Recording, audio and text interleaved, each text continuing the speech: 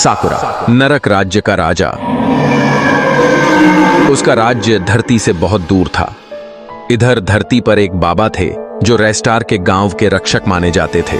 एक दिन रेस्टार बाबा जी के पास पहुंचा, लेकिन जो नजारा उसने देखा उसे देखकर रेस्टार के होश उड़ गए। उसके गांव में जो आत्मा हर दिन एक एक करके लोगों को मार रही थी, वो सब बाबा और सकुरा की मिली भगत थी। अब रेस्टार को बाबा जी की असलियत का पता चल चुका था। वह तुरंत अपने गांव लौट आया, लेकिन गांव पूरी तरह सुनसान पड़ा था। अगले दिन हमेशा की तरह लोग अपने कपड़े समेट रहे थे। शाम होते ही फिर वही घंटियां बजने लगी। सभी लोग डर के मारे अपने अपने घरों में घुस रहे हैं, क्योंकि सबको पता था आज भी वो आत्मा आएगी और किसी को अपना शिकार बनाएगी। रेस्टार चुपचाप अपने बिस्तर पर आकर लेट गया और सोचते सोचते गहरी नींद में चला गया। रात के ठीक 2 बजे, लेकिन रेस्टार को अब भी कुछ पता नहीं चला।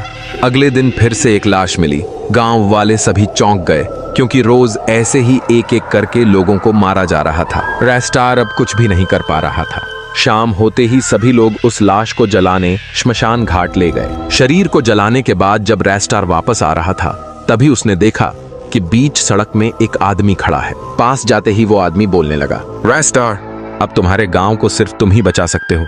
रेस्टार हैरानी से बोला, परंतु आप कैसे जानते हैं ये अशुभ बातें? वो आदमी मुस्कुराते हुए बोला, वक्त आने पर सब पता चल जाएगा। और फिर वो धीरे धीरे चलता हुआ वहां से चला गया। सुबह हुई। रेस्टार बाथरूम में फ्रेश हो रही थी। तभी बाहर से जोर जोर के रोने और चीखने की आवाज आने लगी। रेस्टार तुरंत बाहर आई और देखा कि गांव के सभी लोग उसके घर के सामने इकट्ठा होकर रो रहे थे। सभी एक साथ चिल्लाने लगे, रेस्टार, अब सिर्फ तुम ही हमारे गांव को बचा सकती हो। रेस्टार गंभीर स्वर में बोली, उस बाबा जी ने हम सबको धोखा दिया है। ये बहुत पुराने समय की बात है, जब इस गांव में कोई घर नहीं था, सिर्फ एक बंद पड़ा हुआ पुराना घर था। लेकिन उस घर में अपार खजाना छिपा हुआ था। उसी खजाने को पाने के लालच में वो ढोंगी बाबा जी इस गांव को मिटाने की साजिश करने लगे।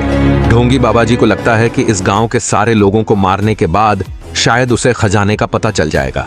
बाबा जी का एक भूत है जो हर रात आता है और लोगों को मार देता है। एक बरसात की रात को उसी ने मेरी इकलौती बहन को भी चॉकलेट देने के बहाने से बुलाकर खंजर से मार डाला था।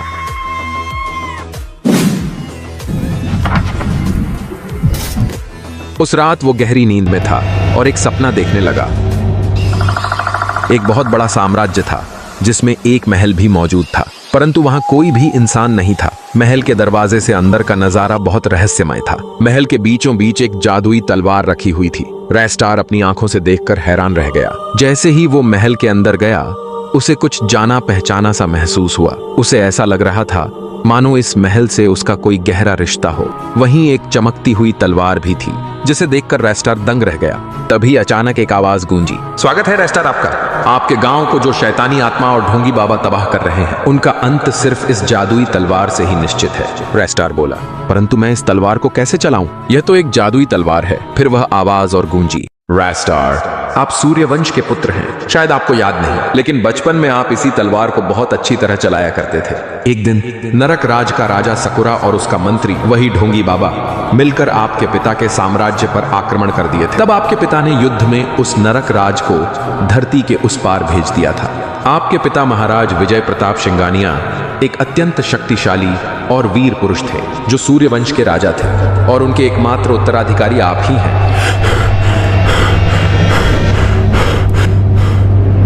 सिर दर्द के साथ उठते हुए रेस्टार बोला, यह कैसा सपना था? मुझे जाना ही होगा। अगले संध्या समय वह गांव वालों को सब कुछ बता देता है और निकल पड़ता है अपने पिता के साम्राज्य की खोज में। बहुत दूर जाकर वह देखता है कि सब कुछ बिल्कुल वैसा ही है जैसा उसने सपने में देखा था। रेस्टार अब खुश हो गया और महल के अंदर जाने लगा। अंदर जाकर उसने वही जादुई तलवार देखी। उसने प्रणाम करते हुए तलवार को उठा लिया। तीर में एक अजीब सी जादुई शक्ति आ गई। अब वह बहुत तेजी से दौड़ सकता था, अदृश्य हो सकता था और न जाने क्या क्या कर सकता था। उधर गांव में शैतानी आत्मा ने तबाही मचा दी। वह लोगों को जिंदा ही काटने लगी। चारों तरफ हाहाकार मच गया। लोग डर से इधर उधर भागने लगे। पूरा गांव जैसे मौत का घर बन गया था। तभी रेस्टार उसी आत्मा के सामने उसका रूप लेकर आया। वह आत्मा चौंक कर बोली, तू कौन है जो मेरे जैसा दिखता है? रेस्टार गरजते हुए बोला, तेरा बाप हूं मैं। फिर रेस्टार ने सब गांव वालों को घर में सुरक्षित रहने को कहा और बोला, मैं ही तुम्हारा रेस्टार हूं। अब मैं इस शक्ति का अंत करके रहूंगा। रेस्टार तेजी से घूमने लगा। उसकी शक्ति देख आत्मा डर गई। इसके बाद रेस्टार ने अपना असली रूप दिखाया। आत्मा यह देखकर हैरान रह गई और बोली, अरे रेस्टार, तू? तेरे पास इतनी शक्ति कहां से आ गई? और यह चाकू तो राजा विजय प्रताप सिंगानिया का है, ये तेरे पास कैसे? आत्मा चीखते हुए बोली, मुझे माफ कर दो रेस्टार, तूने इतने लोगों की जान ले ली, यहाँ तक कि मेरी नन्ही बहन को भी मार डाला। तुझे तो मैं जिंदा नहीं छोड़ूंगा, रेस्टार गुस्से में बोला।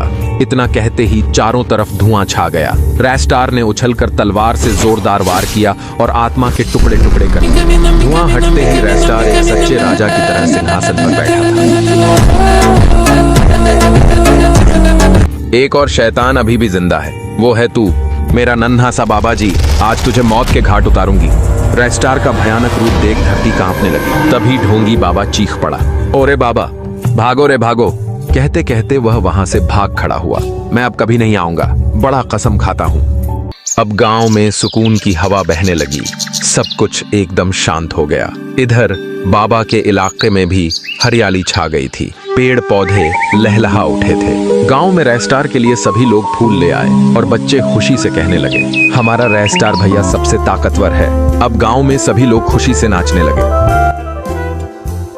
दोस्तों, अगर आप लोग रेस्टार के पिता के साम्राज्य की पूरी कहानी देखना चाहते हो तो कमेंट में कुछ लिखकर जरूर बताओ। मैं आप सबके लिए एक ऐसी पूरी कहानी बनाऊंगा जो बेहद रोमांचक होने वाली है, रहस्यों, युद्धों और वीरता से भरपूर। तो तैयार हो जाओ एक नई साहसिक यात्रा के लिए।